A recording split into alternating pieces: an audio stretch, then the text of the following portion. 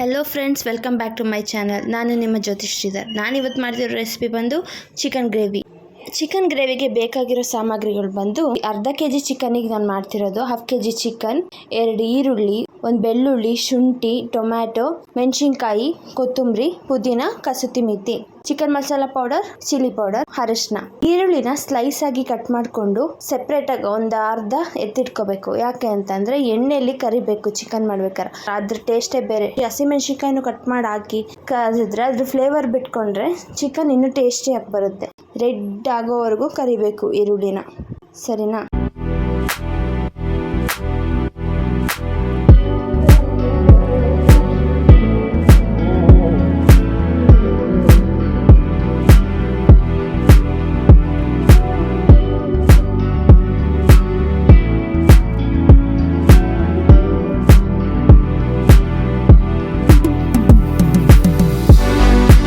ಇನ್ನು ಈರುಳ್ಳಿ, ಶುಂಠಿ, ಬೆಳ್ಳುಳ್ಳಿ, ಟೊಮ್ಯಾಟೊ, ಕೊತ್ತಂಬರಿ ಸೊಪ್ಪು ಇದೆಲ್ಲ ಮಿಕ್ಸಿಗೆ ಹಾಕೋಬೇಕು. ನಾವು ಕಾಯಿನೂ ಹಾಕ್ತಾರೆ. ನಾನು ಚಿಕನ್ ಫ್ರೈಗೆ, ಗ್ರೇವಿಗೆ ಕಾಯಿ ಹಾಕಲ್ಲ. ಆಲ್ಮೋಸ್ಟ್ ಚಿಕನ್ ಸಾಂಬಾರ್ ಮಾಡಿದ್ರೆ ಕಾಯಿ ಹಾಕ್ತೀನಿ. ಚಿಕನ್ ಗ್ರೇವಿ ಕಾಯಿ ಹಾಕಿದ್ರೆ ಚೆನ್ನಾಗಿರಲ್ಲ. ಈಗ ನಾನು ಮಾಡೋ ಮೆಥಡ್ ಅರ್ಜೆಂಟಿಗೂ ಪಟಾಫಟ್ ಅಂತ ಆಗ್ಬಿಡುತ್ತೆ. ಇಷ್ಟೇ 1/2 kg ಚಿಕನ್ಗೆ ಇಷ್ಟು ಐಟಮ್ ರೆಡಿ ಮಾಡ್ಕೊಂಡ್ರೆ ಸಾಕು, ಬೇಗ ಆಗುತ್ತೆ.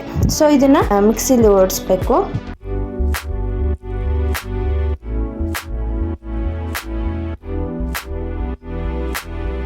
ಪೇಸ್ಟ್ ರೆಡಿ ಇದೆ.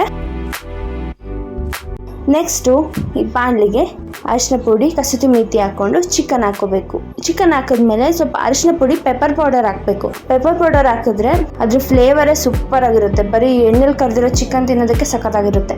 ಅದಕ್ಕೆ ಪೆಪ್ಪರ್ ಪೌಡರ್ ಹಾಕೋಬೇಕು.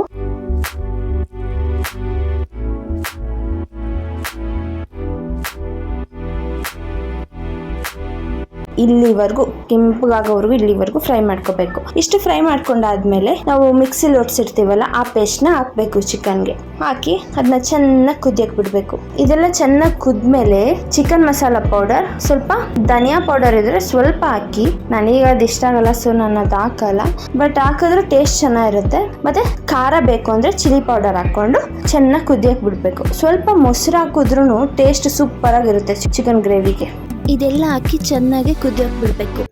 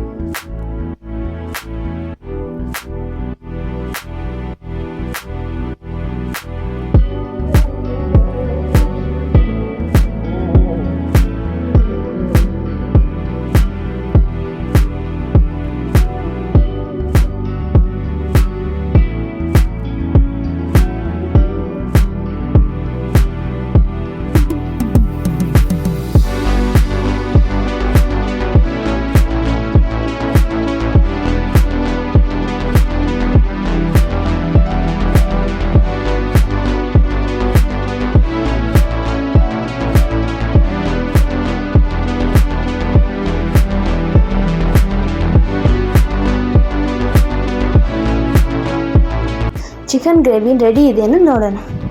ಓಕೆನಾ? ಘಮ್ ಅಂತಿದೆ. ಆಹಾ, ರುಚಿ ರುಚಿಯಾದ ಚಿಕನ್ ಗ್ರೇವಿ ಸವಿಯಲು ಸಿದ್ಧ.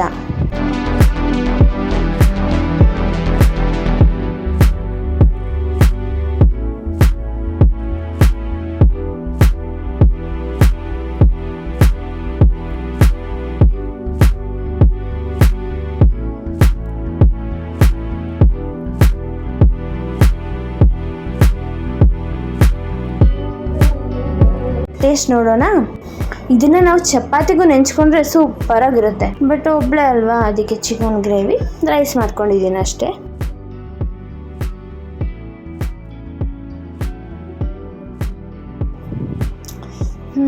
ಸೂಪರ್. Thank you friends. ನನ್ನ ಚಾನಲ್ನ ಸಬ್ಸ್ಕ್ರೈಬ್ ಮಾಡೋದನ್ನ ಮರಿಬೇಡಿ. Okay, bye. Thank you.